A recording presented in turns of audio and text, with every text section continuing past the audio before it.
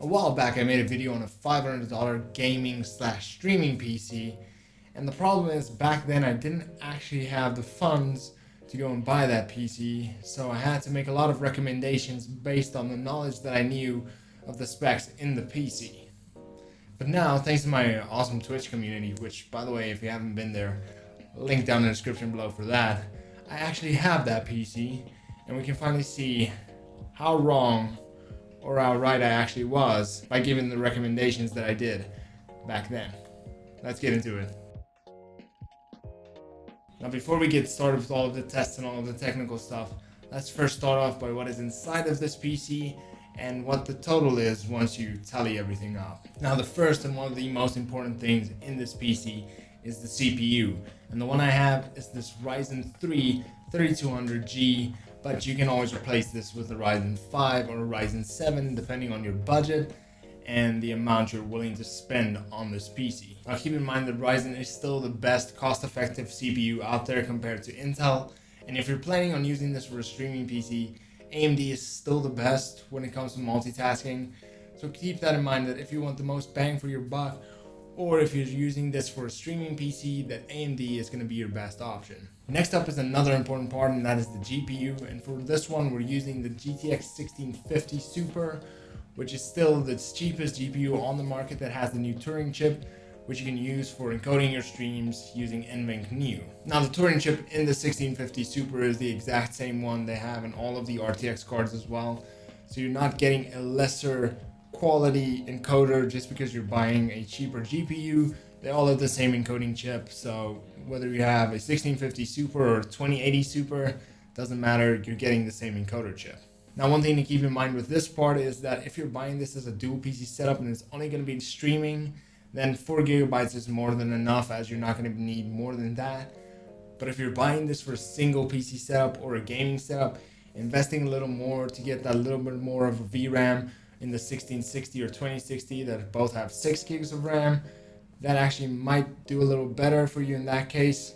But if you're using this for a dual PC setup, 4 gigs is more than enough. Now those are the two most important parts when it comes to this build, as AMD is the recommended choice because you're going to be using this either for streaming or for best bang for your buck. That's why we chose that. And of course the 1650 Super is like the lowest end of GPUs you can use, because you're going to be using this for streaming. Then of course you're going to be needing that dedicated encoder chip. Now the next few parts can all be substituted for any size or any variant. Just keep in mind the limits that I suggest, and the first thing is going to be the motherboard. And for this one I chose the MSI B450 Mortar Max, and the reason I chose it is because it's a solid GPU for a great price, and it's also micro ATX because I wanted to go for a small form factor build in the streaming PC. Now feel free to use any B450 motherboard in any size. Just remember that the size does depend on what case you're going to get, but in general all mid-tower cases can fit all sizes from ATX, micro ATX and micro ITX. For the RAM I used the cheapest 3200 MHz RAM I could find, and for me it was the Crucial Ballistics. I bought it in a 16 gig kit, which is just two 8 gigabyte sticks. And in this case, the 3200 is kind of your lower end, as AMD likes faster speed RAM. So of course, if you can go higher, that's always good. But keep in mind that the motherboard you're getting will limit you with the amount of RAM you can use. And if you want more info on that, I'll leave a link to a video up there that you can watch to actually get the most out of your RAM. And if you want to do that, just click on that video up there. Now for the power supply, I went with the Thermaltake 730 watt power supply, and for this build that's kind of overkill, as 600 watts would have been more than enough, but it's always better to have more than less, so when in doubt, just buy more. And lastly, it's going to be storage, and in my case I went with a 240 gig SSD for my boot drive, and you can literally use any type, either an M.2 or a 2.5 inch. It doesn't matter. I would just suggest getting an SSD as they are faster. And in 2020, if you don't have an SSD, what are you doing with your life? Just get it. Just get it. Now in my case, I got the 240 gig because I'm not going to be using this for gaming. So I only mainly needed to boot and for OBS and a few small programs. But I did add a 500 gig hard drive, which I had lying around just in case I might need storage down the line. Now, if you're going to be using this for gaming, I would suggest getting a 500 gig solid state or getting more, so you can at least have a few games on the solid state, and then get yourself a terabyte or 2 terabyte hard drive just for mass storage for all of your other games. And that is it for what's inside of this PC. Now, this ended up costing me around $600 to build, but I did scour Amazon and actually found it for about $530, all the components, and that is excluding the case. And the reason for that is I feel like a case is always very personal, and it's something that you have to decide what your budget is that you want to spend on a case, and also the look you want to go for when it comes to a case. Now for testing, I ended up testing this PC in 3 ways. One is as a gaming PC alone. The second is as a single PC setup for streaming and gaming at the same time. And then of course, the thirdly is going to be a dual PC setup where that is a streaming PC only. Now for the gaming side, I ran a benchmark for about 9 games, and I will kind of throw up the benchmark results on the screen right now. With all of the games, the graphics was set to the highest possible settings, and in a few games I had to turn down the quality just because it needed more than 4 gigs of VRAM. Here you can see a little recording of me playing Apex, and even with the highest settings in-game, it barely drops below 100 frames, except for a few cases where there's a lot of characters and abilities on screen, and even then it barely dropped below 80 frames per second. So as a gaming PC, this is a pretty solid build, and I would definitely recommend this to someone who's on a budget, who wants a good gaming experience without actually breaking the bank, because with all of these games you got almost above 60 frames with a few not actually getting there, but as soon as you lower down the graphics, you can still have any game played at 60 frames per second that I tested, and why would you not do that at this price? But as far as this being a single PC setup, that's where it gets a little bit dicey. Now the one thing I need to admit is that I did use this exact GPU, the 1650 Super, in my old PC, which features an i5, and I was able to stream at 1080p 60 in most games as long as I turn all the graphics down, and every now and then if an alert goes off, it might just spike and then lag the entire stream out. As far as it being possible, yes. As far as it being good, not as much. So with this setup as a single PC setup playing games, it was no surprise that we actually got a few drop frames. And while playing Apex, I actually dropped around 0.7% of frames when I streamed at 1080p, and around 1.7 frames, and about 1.7% of frames when I streamed at 720p 60. And the reason for that is I did do a few transitions during the 720p stream just because it didn't drop as many frames until I kind of reached a higher end of the game, and then it started dropping frames, and then I just added a few alerts to see what happens when I do that, and it ended up dropping a ton of frames.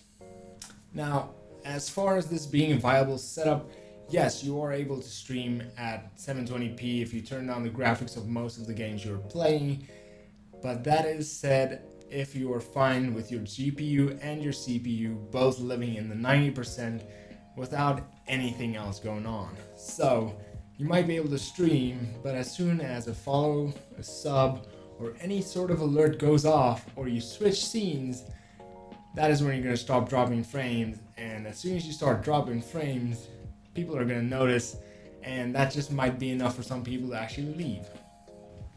So my recommendation for using this as a single PC setup is I would definitely upgrade the CPU first to something like a Ryzen 5 or a Ryzen 7, and if you can do that and a GPU upgrade, I would definitely upgrade the GPU to something like a 1660 Super or a 2060 Super, just to have a little bit more of a VRAM headroom, so that when you're playing games you can actually turn up the settings a little higher, as well as with the CPU side you actually have a little bit more headroom for transitions and alerts. And once you've kind of made those upgrades to a Ryzen 5 or a Ryzen 7, as well as the GPU, you might have a little bit more headroom, but in some games, in some instances, you still might drop a few frames, but that will be the odd once or twice. And if you're fine with that, then getting a little bit of a better CPU and GPU might just save you a lot of money instead of buying a second PC or actually just going way overkill with stuff you don't need. And then lastly, using this as a dual PC setup,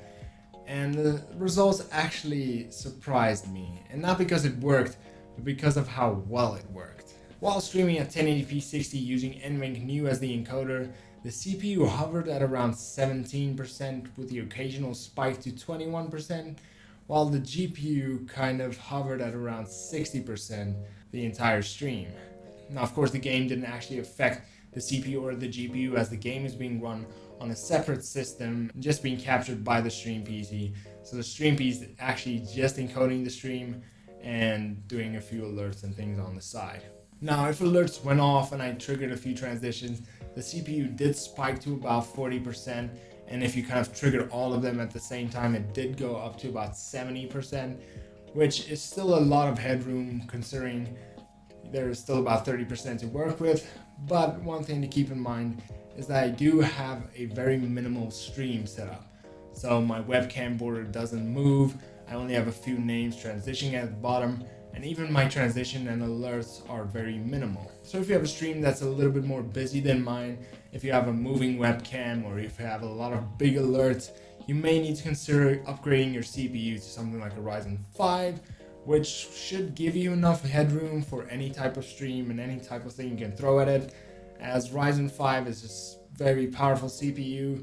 But if you want to be real safe, get a Ryzen 7, but you won't need a Ryzen 7, a Ryzen 5 should be fine. But if you enjoyed this video and you find it helpful, please leave a like and subscribe.